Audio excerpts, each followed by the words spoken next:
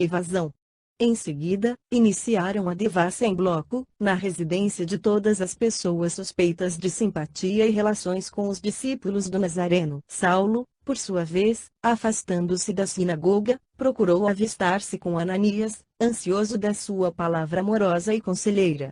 O sábio velhinho ouviu a narração do acontecido, aprovando-lhe as atitudes. Sei que o mestre, dizia o moço, por fim condenou as contendas e jamais andou entre os discutidores, mas, também, jamais contemporizou com o mal. Estou pronto a reparar meu passado de culpas. Afrontarei as incompreensões de Jerusalém, a fim de patentear minha transformação radical. Pedirei perdão aos ofendidos pela insensatez da minha ignorância, mas, de modo algum poderei fugir ao ensejo de afirmar-me sincero e verdadeiro. Acaso serviria ao Mestre, humilhando-me diante das explorações inferiores? Jesus lutou quanto possível e seus discípulos não poderão proceder de outro modo. O bondoso ancião acompanhava-lhe as palavras com sinais afirmativos. Depois de confortá-lo com a sua aprovação, recomendou-lhe a maior prudência. Seria razoável afastar-se quanto antes dali, do seu tugúrio.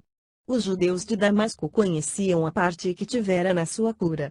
Por causa disso, muita vez lhe suportara as injúrias e remoques. Certo, procurá-lo-iam, ali, para prendê-lo. Assim, era de opinião que se recolhesse à casa da consort lavadeira, onde costumavam orar e estudar o Evangelho. Ela saberia acolhê-lo com bondade. Saulo atendeu ao conselho sem hesitar. Daí a 3 horas, o velho Ananias era procurado e interpelado. Atenta à sua conduta discreta, foi recolhido ao cárcere para ulteriores averiguações. O fato é que, inquirido pela autoridade religiosa, apenas respondia: Saulo deve estar com Jesus. Nos seus escrúpulos de consciência, o generoso velhinho entendia que, desse modo, não mentia aos homens nem comprometia um amigo fiel. Depois de preso incomunicável 24 horas, deram-lhe liberdade após receber castigos dolorosos. A aplicação de 20 bastonadas deixara-lhe o rosto e as mãos gravemente feridos. Contudo, logo que se viu livre, esperou a noite, cautamente, encaminhou-se à choupana humilde onde se realizavam as prédicas do caminho.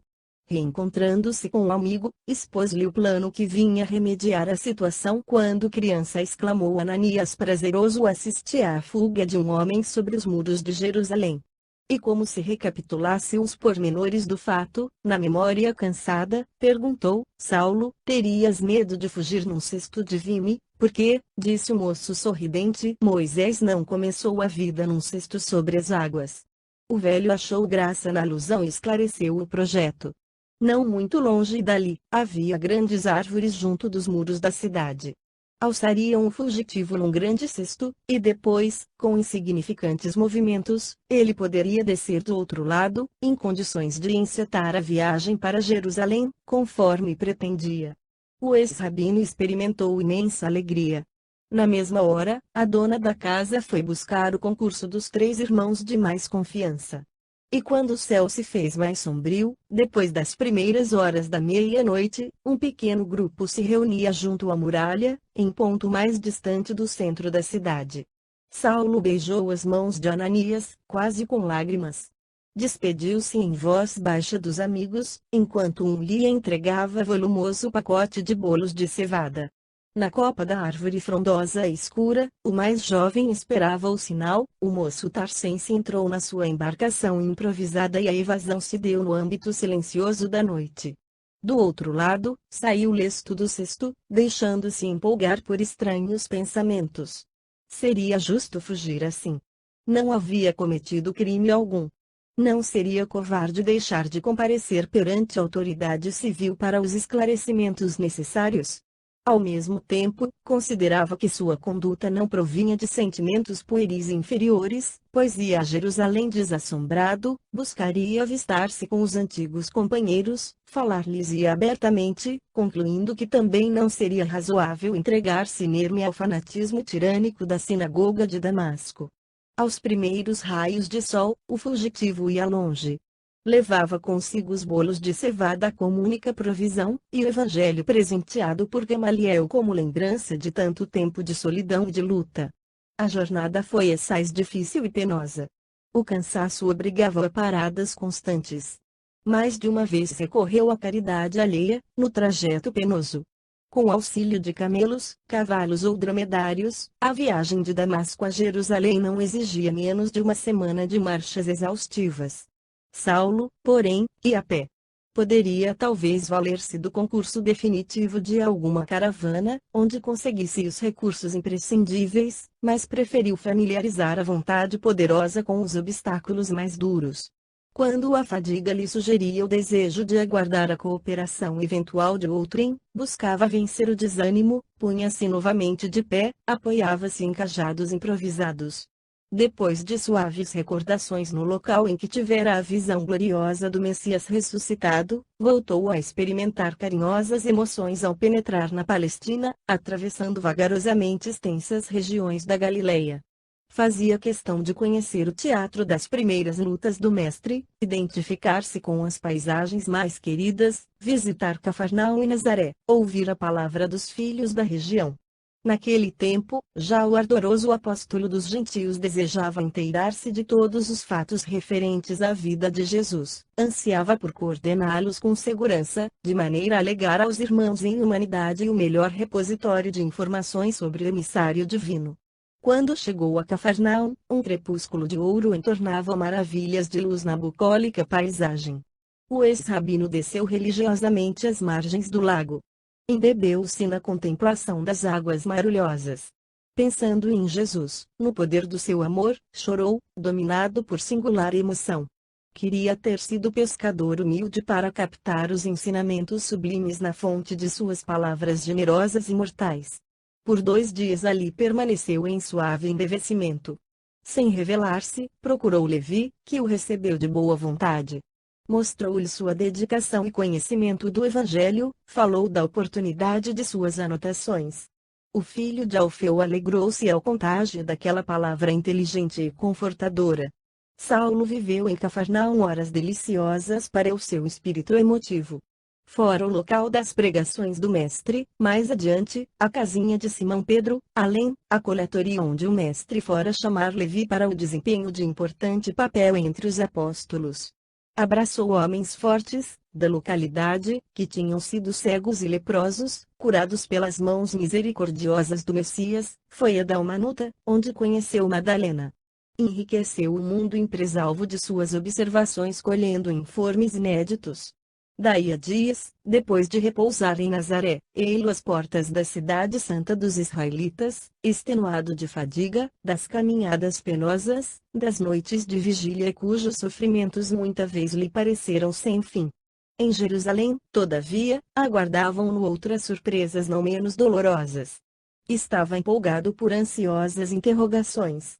Não mais tivera notícia dos pais, dos amigos, da irmã carinhosa, dos familiares sempre vivos na sua retentiva. Como o receberiam os companheiros mais sinceros? Não poderia esperar amáveis recepções do Sinédrio. O episódio de Damasco dava-lhe a perceber o estado de ânimo dos membros do tribunal. Certo, fora sumariamente expulso do cenáculo mais conspícuo da raça. Em compensação, fora admitido pelo Cristo no cenáculo infinito das verdades eternas. Dominado por essas reflexões, atravessou a porta da cidade, recordando o tempo em que, numa biga veloz, saía, noutro local, buscando a casa de Zacarias, na direção de Jope. As reminiscências das horas mais venturosas da mocidade encheram-lhe os olhos de pranto. Os transeuntes de Jerusalém estavam longe de imaginar quem era aquele homem magro e pálido, barba grande e olhos encurvados, que passava arrastando-se de fadiga. Após grande esforço, atingiu um prédio residencial do seu conhecimento, o coração palpitou-lhe apressado. Como simples mendigo, bateu à porta, em ansiosa expectativa. Um homem de semblante severo atendeu secamente. Podeis informar, por favor, disse com humildade, se ainda aqui reside uma senhora chamada Dalila? Não, respondeu o outro, ríspido. Aquele olhar duro não ensejava novas perguntas, mas, ainda assim, aventurou, poderíeis dizer, por obséquio, para onde se mudou? Ora esta, replicou o dono da casa irritadiço, dar-se-á que tenha de prestar contas ao mendigo. Daqui a pouco o senhor me perguntará se comprei esta casa, depois me pedirá o preço, exigirá datas, reclamará novas informações sobre os antigos moradores, tomará meu tempo com 1000 interrogações ociosas. E, fechando em Saulo os olhos impassíveis, rematou de chofre: nada sei, está ouvindo? Ponha-se na rua. O fugitivo de Damasco voltou serenamente para a via pública, enquanto o homenzinho dava expansão aos nervos doentes, batendo a porta com estrondo. O ex-discípulo de Gamaliel refletiu na realidade amarga daquela primeira recepção simbólica. Jerusalém, certamente, nunca mais poderia conhecê-lo. Não obstante a impressão dolorosa, não se deixaria empolgar pelo desânimo. Resolveu procurar Alexandre, parente de Caifás e seu companheiro de atividades no Sinédrio e no templo. Cansadíssimo, bateu-lhe a porta, com minguadas esperanças. Um servo da casa, depois da primeira pergunta, vinha trazer-lhe alvissareira a notícia de que o amo não se demoraria a atender. Com efeito, daí a pouco, Alexandre recebia o desconhecido com indisfarçável surpresa. Satisfeito por conseguir a atenção de um velho amigo, Saulo adiantou-se, cumprimentando com efusão. O israelita ilustre não conseguiu ocultar o desapontamento e sentenciou com alguma generosidade nas palavras: amigo, a que vindes a esta casa, será possível que me não reconheças? Interrogou bem-humorado, apesar da imensa fadiga. Vossa fisionomia não me é de todo estranha, entretanto, Alexandre, exclamou por fim, presenteiro, não te recordas mais de Saulo? Um grande abraço foi a resposta do amigo, que perguntava solícito, modificando o tratamento: muito bem, até que enfim. Graças a Deus vejo que estás curado. Não me enganei esperando que voltasses. Grande é o poder do Deus de Moisés. Saulo compreendeu de pronto a ambiguidade daquelas expressões. Sentindo dificuldade em fazer-se entendido, procurava o melhor meio de explicar-se com êxito, enquanto o amigo prosseguia: mas que aspecto é este? Olha que mais pareces um beduíno do deserto. Dize-me, quanto tempo durou a enfermidade pertinaz?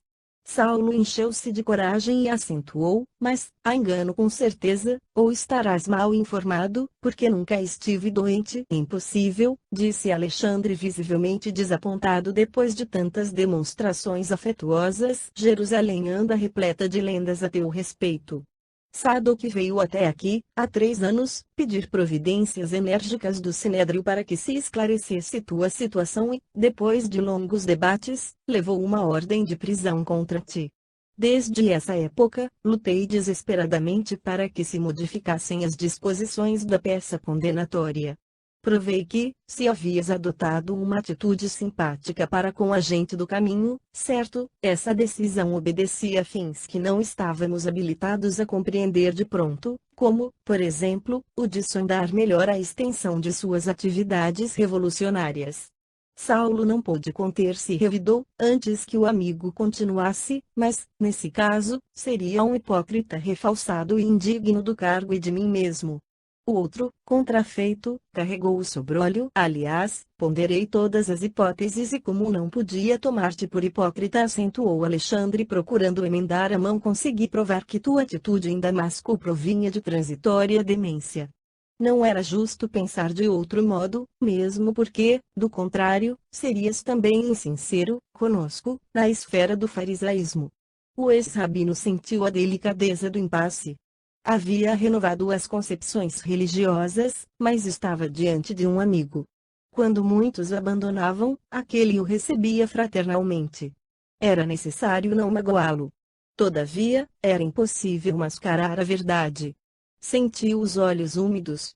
Impunha-se-lhe testemunhar o Cristo, a qualquer preço, embora tivesse de perder as maiores afeições do mundo. Alexandre disse humildemente: é verdade que iniciei o grande movimento de perseguição ao caminho, mas, agora, é indispensável confessar que me enganei.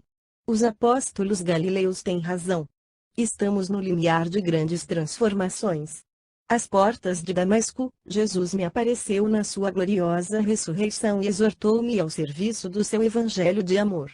A palavra saía-lhe tímida, lavada no desejo de não ferir as crenças do amigo, que, não obstante, deixava transparecer profunda decepção no rosto lívido. Não digas tais absurdos, exclamou irônico e sorridente desgraçadamente, vejo que o mal continua minando-te as forças físicas e mentais. A sinagoga de Damasco tinha razão. Se não te conhecesse da infância, dar-te-lhe agora o título de blasfemo e desertor. O moço tarcense, não obstante a energia viril, estava desapontado. Aliás, prosseguiu o outro, assumindo ares de protetor, desde o início de tua viagem não concordei com o mísero cortejo que levavas. Jonas e Demétrio são quase boçais, e Jacob vive de paduquices. Com semelhante companhia, qualquer perturbação da tua parte haveria de acarretar grandes desastres morais para nossa posição. No entanto, Alexandre, dizia o ex-rabino um tanto humilhado, devo insistir na verdade. Vi com estes olhos o Messias de Nazaré, ouviria a palavra de viva voz. Compreendendo os erros em que vivia, na minha defeituosa concepção da fé, demandei o deserto. Lá estive 3 anos em serviço rude e longas meditações. Minha convicção não é superficial. Creio, hoje, que Jesus é o Salvador, o Filho do Deus vivo. Pois tua enfermidade, repetia Alexandre altaneiro, modificando o diapasão da intimidade, transtornou a vida de toda a tua família. Envergonhados com as notícias chegadas da Síria, Jaques e Dalila mudaram-se de Jerusalém para a Cilícia.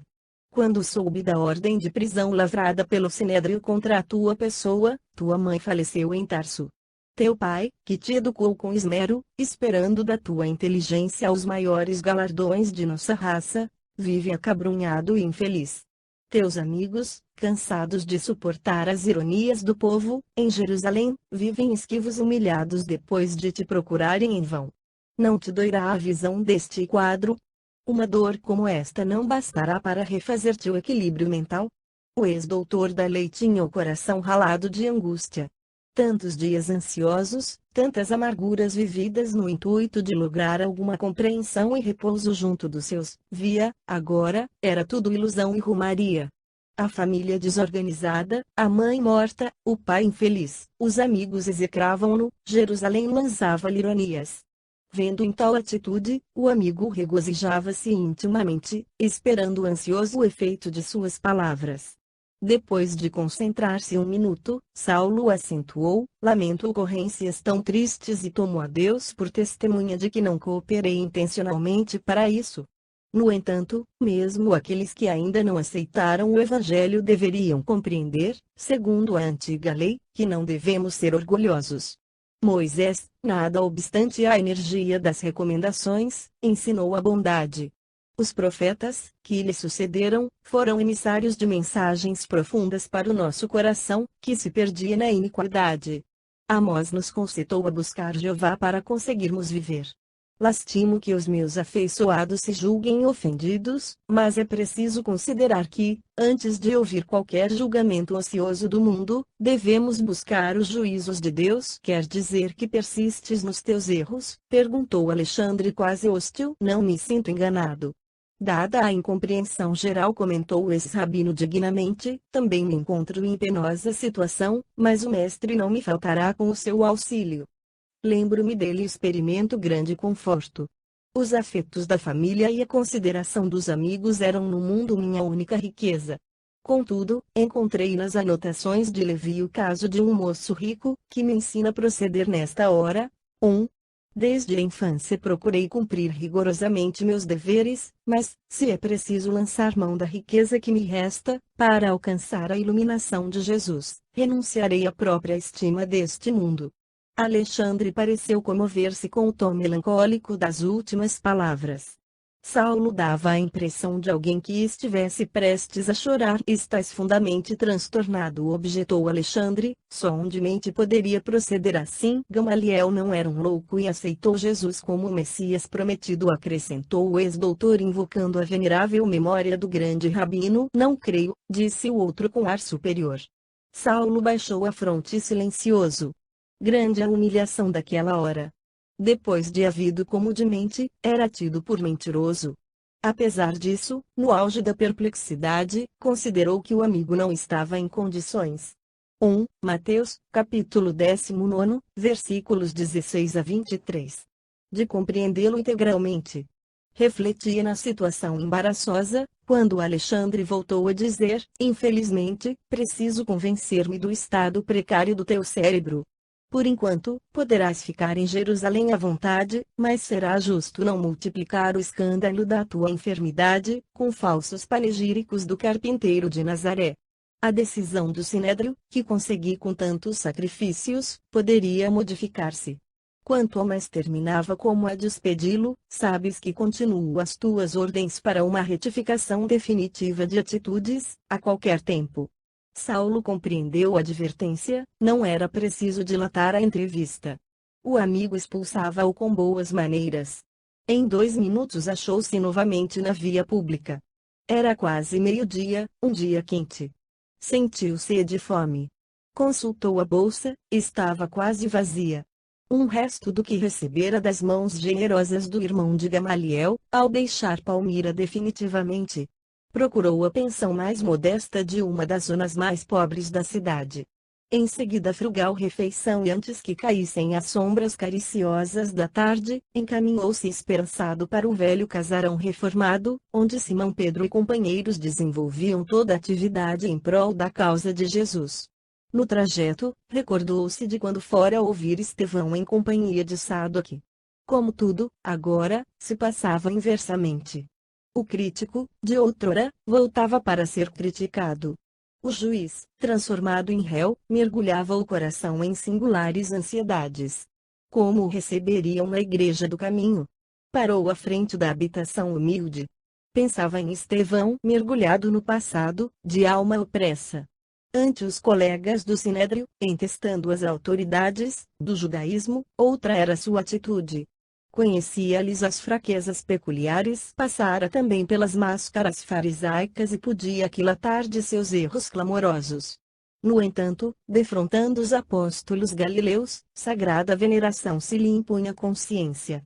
Aqueles homens poderiam ser rudes e simples, podiam viver distanciados dos valores intelectuais da época, mas tinham sido os primeiros colaboradores de Jesus. Além disso, não poderia aproximar-se dele sem experimentar profundo remorso. Todos haviam sofrido vexames e humilhações por sua causa. Não fosse Gamaliel, talvez o próprio Pedro teria sido lapidado. Precisava consolidar as noções de humildade para manifestar seus desejos ardentes de cooperação sagrada com o Cristo. Em Damasco, lutara na sinagoga contra a hipocrisia de antigos companheiros. Em Jerusalém, enfrentara Alexandre com todo desassombro. Entretanto, parecia-lhe que outra deveria ser sua atitude ali, onde tinha necessidade de renúncia para alcançar a reconciliação com aqueles a quem havia ferido. Assomado de profundas reflexões, bateu à porta quase trêmulo. Um dos auxiliares do serviço interno, de nome Prócoro, veio atender solicitamente. Irmão, disse o moço tarcense em tom humilde, podes informar se Pedro está? Vou saber, respondeu o interpelado, amistoso. Caso esteja, acrescentou Saulo algo indeciso, dizei-lhe que Saulo de Tarso deseja falar-lhe em nome de Jesus. Prócoro gaguejou um sim, com extrema palidez, fixou no visitante os olhos assombrados e afastou-se com dificuldade, sem dissimular a enorme surpresa. Era o perseguidor que voltava, depois de 3 anos. Lembrava-se, agora, daquela primeira discussão com Estevão, em que o grande pregador do Evangelho sofrera tantos insultos. Em poucos momentos alcançava a câmara onde Pedro e João confabulavam sobre os problemas internos. A notícia caiu entre ambos como uma bomba. Ninguém poderia prever tal coisa. Não acreditavam na lenda que Jerusalém enfeitava com detalhes desconhecidos, em cada comentário. Impossível que o algoz implacável dos discípulos do Senhor estivesse convertido à causa do seu evangelho de amor e redenção. O ex-pescador do caminho, antes de recambiar o portador ao inesperado visitante, mandou chamar Tiago para resolverem os 3 a decisão a tomar. O filho de Alfeu, transformado em rígido asceta, arregalou os olhos. Depois das primeiras opiniões que traduziam receios justos emitidas precipitadamente, Simão exclamou com grande prudência: em verdade, ele nos fez o mal que pôde. Entretanto, não é por nós que devemos temer e sim pela obra do Cristo que nos está confiada. Aposto em que toda essa história da conversão se resume numa farsa, a fim de que venhamos a cair em novas ciladas, replicou Tiago um tanto displicente. Por mim, disse João, peço a Jesus nos esclareça, embora me recorde dos açoites que Saulo mandou aplicar-me no cárcere. Antes de tudo, é indispensável saber se o Cristo, de fato, lhe apareceu às portas de Damasco, mas saber como, dizia Pedro com profunda compreensão, nosso material de reconhecimento é o próprio Saulo. Ele é o campo que revelará ou não a planta sagrada do Mestre. A meu ver, tendo a zelar um patrimônio que nos não pertence, somos obrigados a proceder como aconselha a prudência humana. Não é justo abrirmos as portas, quando não lhe conhecemos o intuito. Da primeira vez que aqui esteve, Saulo de Tarso foi tratado com o respeito que o mundo lhe consagrava. Busquei-lhe o melhor lugar para que ouvisse a palavra de Estevão. Infelizmente, sua atitude desrespeitosa e irônica provocou escândalo, que culminou na prisão e morte do companheiro. Veio espontaneamente e voltou para prender-nos. Ao carinho fraternal, que lhe oferecemos, retribuiu com algemas e cordas. Assim me externando, também não devo esquecer a lição do Mestre, relativamente ao perdão, e por isso reafirmo que não penso por nós, mas pelas responsabilidades que nos foram conferidas. Ante considerações tão justas, os outros calaram, enquanto esse pescador acrescentava: por conseguinte, não me é permitido recebê-lo nesta casa, sem maior exame, ainda que me não falte sincera boa vontade para isso. Resolvendo o assunto por essa forma, convocarei uma reunião para hoje à noite. O assunto é muito grave. Saulo de Tarso foi o primeiro perseguidor do Evangelho. Quero que todos cooperem comigo nas decisões a tomar, pois, de mim mesmo, não quero parecer nem injusto, nem imprevidente.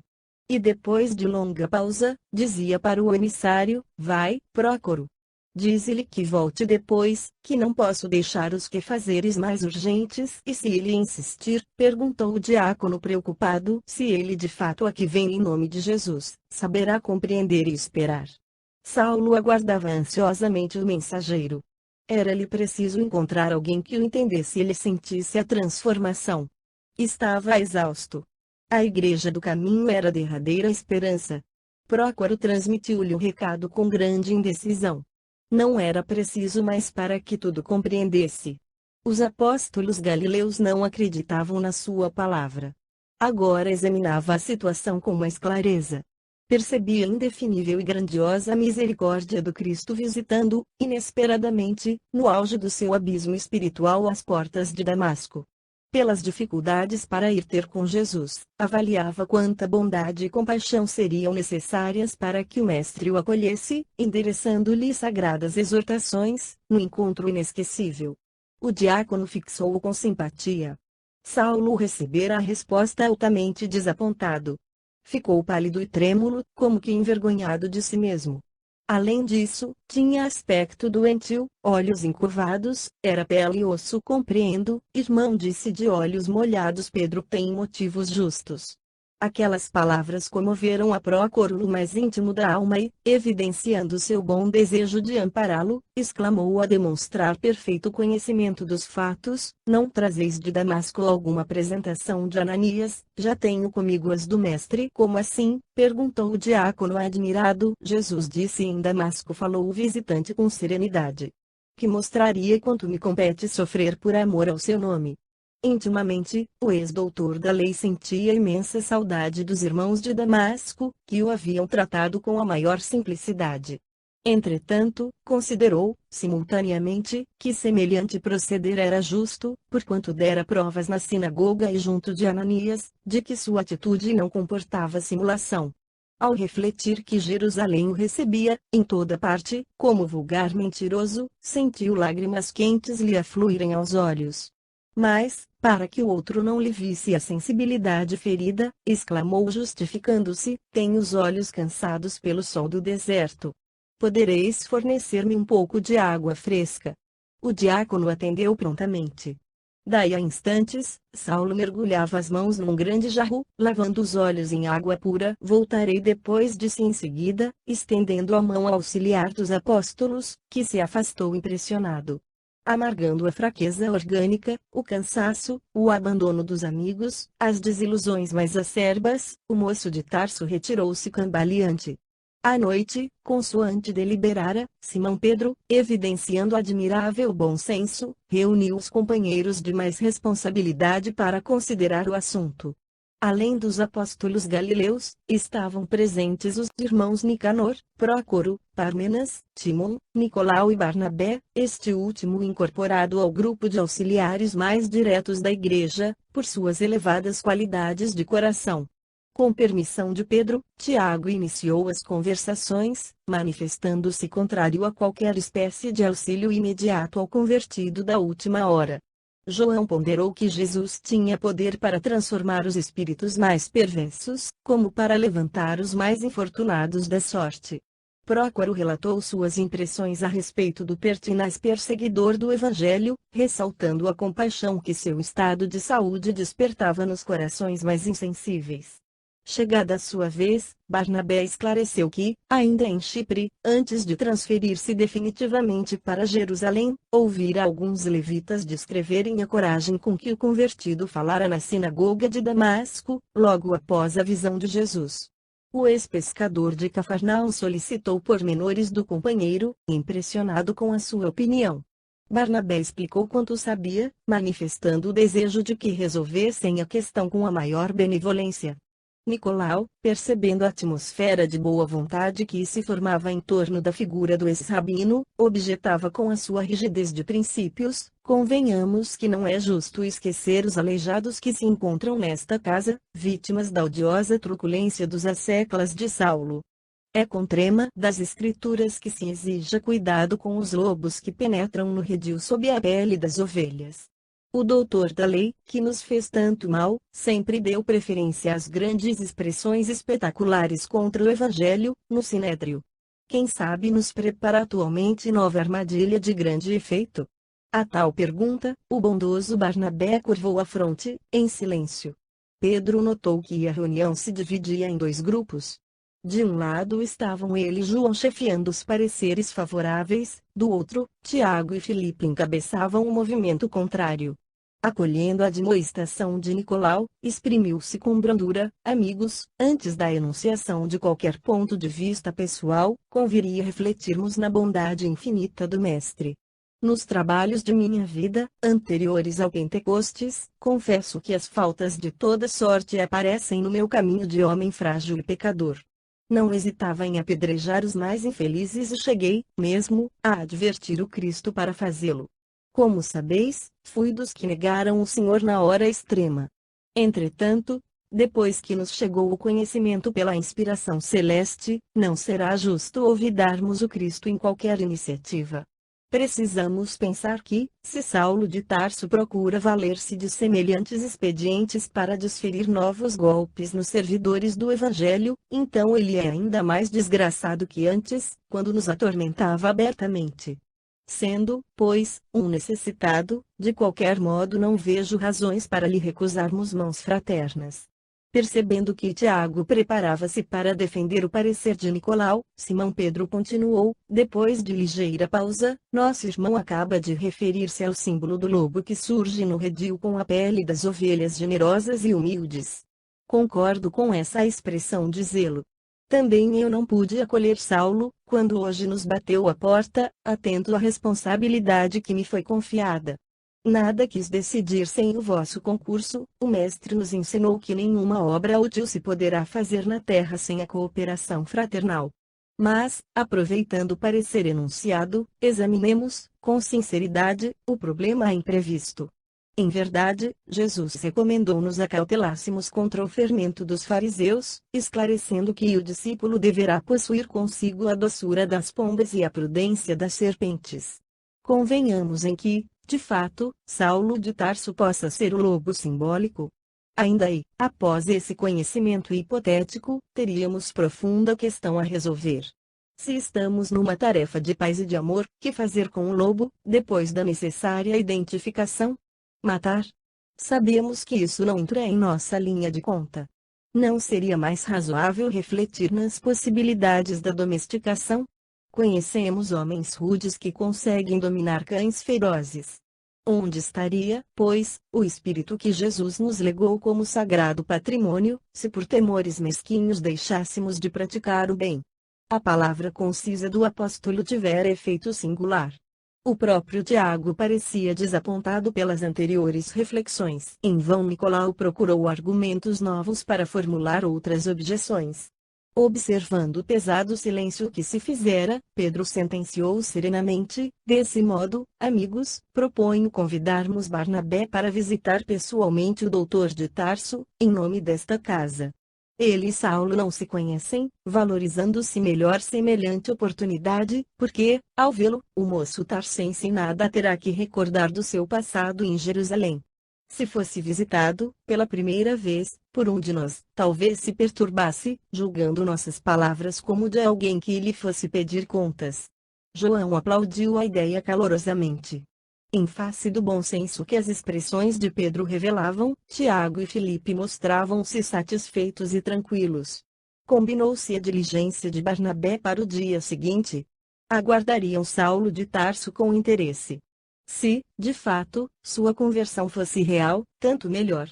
O diácono de Chipre destacava-se por sua grande bondade.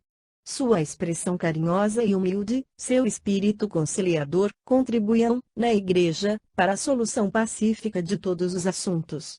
Com um sorriso generoso, Barnabé abraçou esse rabino, pela manhã, na pensão em que ele se hospedara. Nenhum traço da sua nova personalidade indiciava aquele perseguidor famoso, que fizera Simão Pedro decidir a convocação dos amigos para resolver o seu acolhimento. O ex-doutor da lei era todo humildade e estava doente. Indisfarçável fadiga transparecia-lhe nos mínimos gestos. A fisionomia não iludia um grande sofrimento. Correspondia às palavras afetuosas do visitante com um sorriso triste e acanhado. Via-se-lhe, entretanto, a satisfação que a visita lhe causava, o gesto espontâneo de Barnabé sensibilizava-o. A seu pedido, Saulo contou-lhe a viagem a Damasco e a gloriosa visão do mestre, que constituía o marco inovidável da sua vida. O ouvinte não dissimulou simpatias. Em poucas horas sentia-se tão identificado com o novo amigo, quais se fossem conhecidos de longos anos.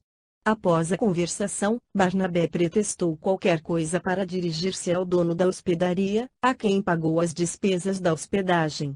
Em seguida, convidou-o a acompanhá-lo à igreja do caminho. Saulo não deixou de hesitar, enquanto o outro insistia. Receio, disse o moço tarsense um tanto indeciso, pois já ofendi muito a Simão Pedro e demais companheiros. Só por acréscimo de misericórdia do Cristo consegui uma réstia de luz, para não perder totalmente meus dias. Ora essa, exclamou Barnabé, batendo-lhe no ombro com bonomia: quem não terá errado na vida? Se Jesus nos tem valido a todos, não é porque o mereçamos, mas pela necessidade de nossa condição de pecadores. Em poucos minutos, encontravam-se a caminho, notando o emissário de Pedro o penoso estado de saúde do antigo rabino. Muito pálido e abatido, parecia caminhar com esforço, tremiam-lhe as mãos, sentia-se febril. Deixava-se levar como alguém que conhecesse a necessidade de amparo. Sua humildade comovia o outro, que, a seu respeito, ouvira tantas referências desairosas. Chegados a casa, Prócoro lhes abriu a porta, mas, desta vez, Saulo não ficaria a esperar indefinidamente. Barnabé tomou-lhe a mão, afetuoso, e dirigiram-se para o vasto salão, onde Pedro e Timão os esperavam. Saudaram-se em nome de Jesus. O antigo perseguidor empalidecera mais. Por sua vez, ao vê-lo, Simão não ocultou um movimento de espanto ao notar-lhe a diferença física. Aqueles olhos encurvados, a extrema fraqueza orgânica, falavam aos apóstolos galileus de profundos sofrimentos. Irmão Saulo, disse Pedro comovido, Jesus quer que sejas bem-vindo a esta casa. Assim seja, respondeu o recém-chegado, de olhos úmidos. Timão abraçou-o com palavras afetuosas, em lugar de João que se ausentara ao amanhecer, a serviço da confraria de Jope. Em breves momentos, vencendo o constrangimento do primeiro contato com os amigos pessoais do mestre, depois de tão longa ausência, o moço tarcense, atendendo-lhes ao pedido, relatava a jornada de Damasco com todos os pormenores do grande acontecimento, evidenciando singular emotividade nas lágrimas que lhe banhavam o rosto. Sensibilizara-se, sobremaneira, ao relembrar tamanhas graças. Pedro e Timão já não tinham dúvidas. A visão do ex-rabino tinha sido real. Ambos, em companhia de Barnabé, seguiram a descrição até ao fim, com olhos cheios de pranto. Efetivamente, o mestre voltara, a fim de converter o grande perseguidor da sua doutrina. Requisitando Saulo de Tarso para o redil do seu amor, revelara, mais uma vez, a lição imortal do perdão e da misericórdia. Terminada a narrativa, o ex-doutor da lei estava cansado e abatido. Instado a explanar suas novas esperanças, seus projetos de trabalho espiritual, bem como o que pretendia fazer em Jerusalém, confessou-se desde logo profundamente reconhecido por tanto interesse afetuoso e falou com certa timidez: necessito entrar numa fase ativa de trabalho com que possa desfazer meu passado culposo. É verdade que fiz todo o mal à Igreja de Jesus, em Jerusalém, mas, se a misericórdia de Jesus dilatar minha permanência no mundo, empregarei o tempo em estender esta casa de amor e paz a outros lugares da terra. Sim, replicou Simão ponderadamente, certo que o Messias renovará tuas forças, de modo a poderes atender a tão nobre cometimento, na época oportuna. Saulo parecia confortar-se com a palavra de encorajamento, deixando perceber que desejava consolidar a confiança dos ouvintes, arrancou das dobras da túnica rafada um rolo de pergaminhos e, apresentando-o ao ex-pescador de Cafarnaum, disse sensibilizado: aqui está uma relíquia da amizade de Gamaliel, que trago invariavelmente comigo. Pouco antes de morrer, ele deu-me a cópia das anotações de Levi, concernentes à vida e feitos do Salvador. Tinha em grande conta estas notas, porque as recebeu desta casa, na primeira visita que lhe fez. Simão Pedro, evocando gratas recordações, tomou os pergaminhos com vivo interesse. Saulo verificava que o presente de Gamaliel tivera a finalidade prevista pelo generoso doador. Desde esse instante, os olhos do antigo pescador ficharam-se nele com mais confiança. Pedro falou da bondade do generoso rabino, informando-se da sua vida em Palmira, dos seus últimos dias, do seu traspasse. O discípulo atendia satisfeito. Voltando ao assunto das suas novas perspectivas, explicou-se mais amplamente, sempre humilde: tenho muitos planos de trabalho para o futuro, mas sinto-me combalido e doente. O esforço da última viagem, sem recursos de qualquer natureza, agravou-me saúde. Sinto-me febril, o corpo dolorido, a alma exausta. Tens falta de dinheiro? Interrogou Simão bondosamente. Sim, respondeu o hesitante. Essas necessidades, esclareceu Pedro, já foram providas em parte. Não te preocupes em demasia. Recomendei a Barnabé que pagasse as primeiras despesas da hospedaria e, quanto ao mais, convidamos-te a repousar conosco o tempo que quiseres. Esta casa é também tua. Usa de nossas possibilidades como te aprouver. O hóspede sensibilizou-se. Recordando o passado, sentia-se ferido no seu amor próprio, mas, ao mesmo tempo, rogava a Jesus o auxiliasse para não desprezar as oportunidades de aprendizado. Aceito, respondeu em voz reticenciosa, revelando o acanhamento, ficarei convosco enquanto minha saúde necessitar de tratamento. E como se tivesse extrema dificuldade em acrescentar um pedido ao favor que aceitava, depois de longa pausa em que se lhe notava o esforço para falar, solicitou comovedoramente: caso fosse possível, desejaria ocupar o mesmo leito em que Estevão foi recolhido, generosamente, nesta casa. Barnabé e Pedro ficaram altamente emocionados. Todos haviam combinado não fazer alusão ao pregador massacrado sob apupos e pedradas. Não queriam relembrar o passado perante o convertido de Damasco, ainda mesmo que sua atitude não fosse essencialmente sincera. Ouvindo, o antigo pescador de Cafarnaum chegou quase a chorar. Com extrema dedicação, satisfez-lhe o pedido e, assim, foi ele conduzido ao interior, onde se acomodou entre lençóis muito alvos. Pedro fez mais, compreendendo a profunda significação daquele desejo, trouxe ao convertido de Damasco os singelos pergaminhos que o mártir utilizava diariamente no estudo e meditação da lei, dos profetas e do Evangelho. Apesar da febre, Saulo regozijou-se. Tomado de profunda comoção, nas passagens prediletas dos pergaminhos sagrados, leu o nome de Abigail, grafado diversas vezes. Ali estavam frases peculiares à dialética da noiva amada, datas que coincidiam, perfeitamente, com as suas revelações íntimas, quando ambos se entretinham a falar do passado, no pomar de Zacarias. A palavra Corinto era repetida muitas vezes. Aqueles documentos pareciam ter uma voz. Falavam-lhe ao coração, de um grande santo amor fraternal. Ouvia em silêncio e guardou as conclusões avaramente. Não revelaria a ninguém suas íntimas dores. Bastavam aos outros os grandes erros da sua vida pública, os remorsos, as retificações que, apesar de verificadas em campo aberto, raros amigos conseguiam compreender. Observando-lhe a atitude de constante meditação, Pedro desdobrou-se na tarefa de assistência fraternal. Eram as palavras amigas, os comentários acerca do poder de Jesus, os caldos suculentos, as frutas substanciosas, a palavra de bom ânimo. Por tudo isso, sensibilizava-se a doente, sem saber como traduzir sua gratidão imperecível. Entretanto, notou que Tiago, filho de Alfeu, receoso, talvez, dos seus antecedentes, não se dignava dirigir-lhe uma palavra. Arvorado em rígido cumpridor da lei de Moisés, dentro da igreja do caminho, era percebido, de vez em quando, pelo moço tarsense, qual sombra impassível a deslizar, balbuciando preces silenciosas, entre os enfermos.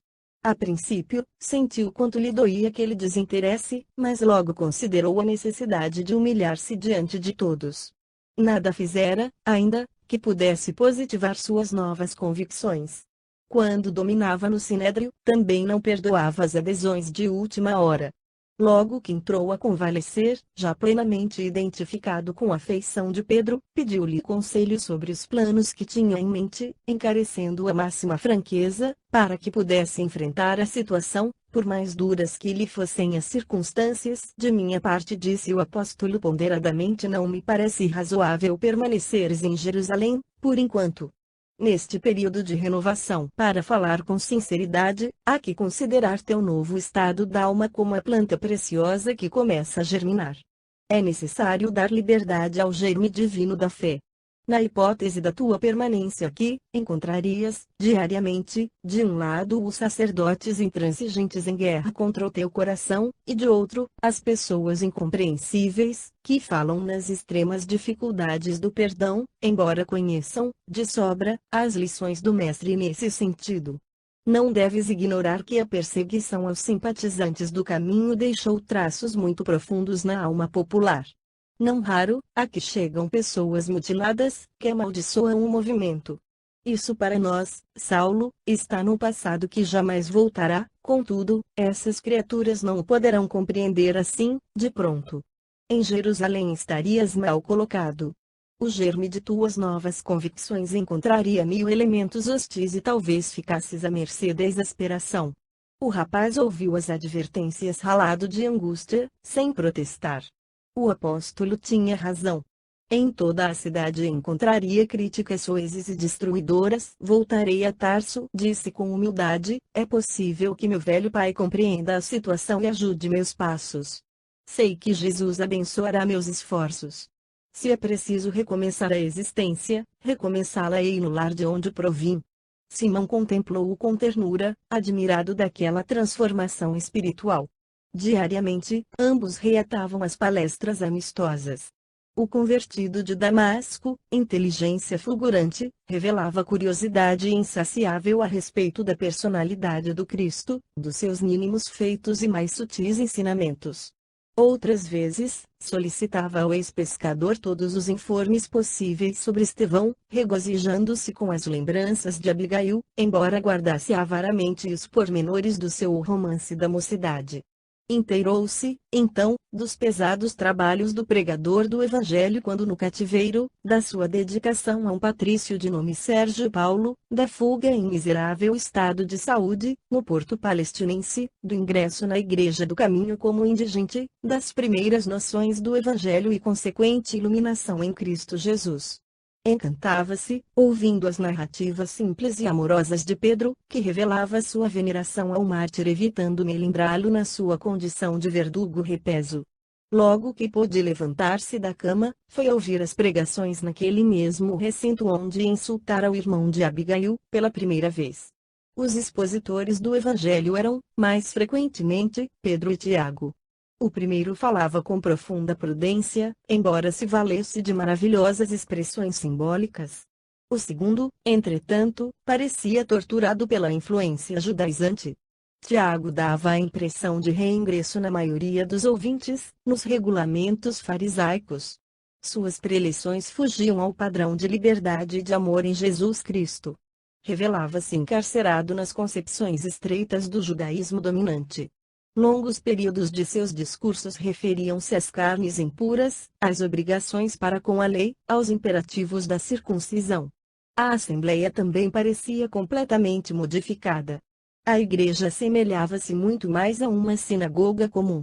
Israelitas, em atitude solene, consultavam pergaminhos e papiros que continham as prescrições de Moisés. Saulo procurou, em vão, a figura impressionante dos sofredores e aleijados que vira no recinto, quando ali esteve pela primeira vez. Curiosíssimo, notou que Simão Pedro atendia-os numa sala contígua, com grande bondade. Aproximou-se mais e pôde observar que, enquanto a pregação reproduzia a cena exata das sinagogas, os aflitos se sucediam ininterruptamente na sala humilde do ex-pescador de Cafarnaum. Alguns saíam conduzindo bilhas de remédio, outros levavam azeite e pão. Saulo impressionou-se. A Igreja do Caminho parecia muito mudada. Faltava-lhe alguma coisa. O ambiente geral era de asfixia de todas as ideias do Nazareno. Não mais encontrou ali a grande vibração de fraternidade e de unificação de princípios pela independência espiritual. Depois de aturadas reflexões, tudo atribuía à falta de Estevão. Morto este, extinguira-se o esforço do Evangelho livre, pois fora ele o fermento divino da renovação. Somente agora se capacitava da grandeza da sua elevada tarefa. Quis pedir a palavra, falar como em Damasco, zurzir os erros de interpretação, sacudir a poeira que se adensava sobre o imenso e sagrado idealismo do Cristo, mas lembrou as ponderações de Pedro e calou-se. Não era justo, por enquanto, verberar o procedimento de outrem, quando não dera obras de si mesmo, por testemunhar a própria renovação. Se tentasse falar, podia ouvir, talvez, reprimendas justas. Além disso, notava que os conhecidos de outros tempos, frequentadores agora da Igreja do Caminho, sem abandonar, de modo algum, seus princípios errôneos, olhavam-no de soslaio, sem dissimular desprezo, considerando imperturbação mental. No entanto, era com esforço supremo que sopitava o desejo de terçar armas, mesmo ali, para a restauração da verdade pura. Após a primeira reunião, procurou oportunidade de estar a sós com o ex-pescador de Cafarnaum, a fim de se inteirar das inovações observadas. A tempestade que desabou sobre nós, explicou Pedro generosamente, sem qualquer alusão ao seu procedimento de outrora, levou-me a sérias meditações. Desde a primeira diligência do Sinédrio nesta casa, notei que Tiago sofrera profundas transformações. Entregou-se a uma vida de grande ascetismo e rigoroso cumprimento da lei de Moisés. Pensei muito na mudança das suas atitudes, mas, por outro lado, considerei que ele não é mau. É companheiro zeloso, dedicado e leal. Calei-me para mais tarde concluir que tudo tem uma razão de ser. Quando as perseguições apertaram o cerco, a atitude de Tiago, embora pouco louvável, quanto à liberdade do Evangelho, teve seu lado benéfico. Os delegados mais truculentos respeitaram-lhe o devocionismo mosaico e suas amizades sinceras no judaísmo nos permitiram a manutenção do patrimônio do Cristo. Eu e João tivemos horas angustiosas, na consideração desses problemas. Estaríamos sendo insinceros, falsearíamos a verdade. Ansiosamente rogamos a inspiração do Mestre. Com o auxílio de sua divina luz, chegamos a criteriosas conclusões. Seria justo lutar a videira ainda tenra com a figueira brava? Se fôssemos atender ao impulso pessoal de combater os inimigos da independência do Evangelho, esqueceríamos fatalmente a obra coletiva. Não é lícito que o timoneiro, por testemunhar a excelência de conhecimentos náuticos, atire o barco contra os rochedos, com prejuízo de vida para quantos confiaram no seu esforço. Consideramos, assim, que as dificuldades eram muitas e precisávamos, enquanto mínima fosse a nossa possibilidade de ação, conservar a árvore do Evangelho ainda tenra, para aqueles que viessem depois de nós. Além do mais, Jesus ensinou que só conseguimos elevados objetivos neste mundo, cedendo alguma coisa de nós mesmos. Por intermédio de Tiago, o farisaísmo acede em caminhar conosco. Pois bem, consoante os ensinamentos do Mestre, caminharemos as milhas possíveis. E julgo mesmo que, se Jesus assim nos ensinou, é porque na marcha temos a oportunidade de ensinar alguma coisa e revelar quem somos. Enquanto Saulo contemplava com redobrada admiração pelos judiciosos conceitos emitidos, o apóstolo rematava: isso passa. A obra é do Cristo. Se fosse nossa, falharia por certo, mas nós não passamos de simples e imperfeitos cooperadores. Saulo guardou a lição e recolheu-se pensativo. Pedro parecia-lhe muito maior agora, no seu foro íntimo. Aquela serenidade, aquele poder de compreensão dos fatos mínimos, davam-lhe ideia da sua profunda iluminação espiritual. De saúde refeita, antes de qualquer deliberação sobre o novo caminho a tomar, o moço tarsense desejou rever Jerusalém num impulso natural de afeição aos lugares que lhe sugeriam tantas lembranças cariciosas. Visitou o templo, experimentando o contraste das emoções. Não se animou a penetrar no Sinédrio, mas procurou, ansioso, a sinagoga dos Cilicianos, onde presumia reencontrar as amizades nobres e afáveis de outros tempos. Entretanto, mesmo ali onde se reuniam os conterrâneos residentes em Jerusalém, foi recebido friamente. Ninguém o convidou ao labor da palavra. Apenas alguns conhecidos de sua família apertaram-lhe a mão secamente, evitando-lhe a companhia, de modo ostensivo. Os mais irônicos, terminados os serviços religiosos, dirigiram-lhe perguntas, com sorrisos escarninhos. Sua conversão às portas de Damasco era glosada com ditérios acerados e deprimentes. Não seria algum sortilégio dos feiticeiros do caminho, diziam uns. Não seria Demétrio que se vestira de Cristo e lhe deslumbrara os olhos doentes e fatigados, interrogavam outros. Percebeu as ironias de que estava sendo objeto. Tratavam-no como demente. Foi aí que, sem sopitar a impulsividade do coração honesto, subiu ousadamente num estrado e falou com orgulho: irmãos da Cilícia, estáis enganados. Não estou louco. Não buscais arguir-me porque eu vos conheço e sei medir a hipocrisia farisaica.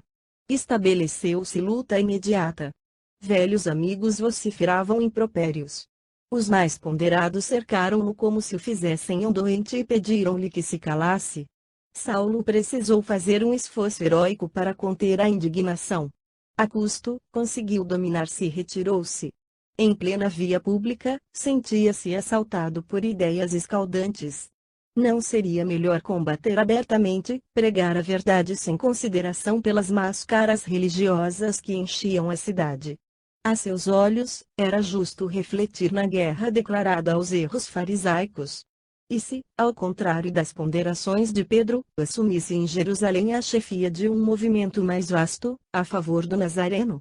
Não tivera coragem de perseguir-lhe os discípulos, quando os doutores do Sinédrio eram todos complacentes. Por que não assumir, agora, a atitude da reparação, encabeçando um movimento em contrário?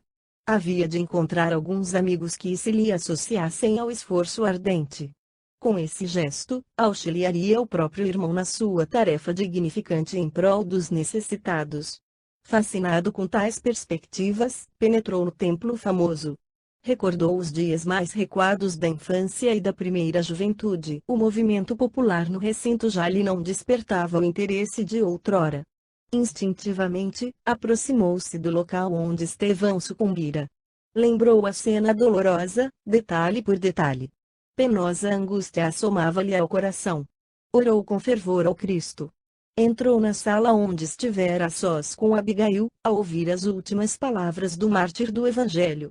Compreendia, enfim, a grandeza daquela alma que o perdoara em extremis.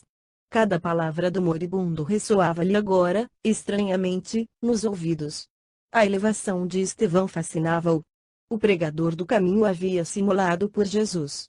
Por que não fazê-lo também? Era justo ficar em Jerusalém, seguir-lhe os passos heróicos, para que a lição do mestre fosse compreendida. Na recordação do passado, o moço tarsense mergulhava-se em preces fervorosas. Suplicava a inspiração do Cristo para seus novos caminhos.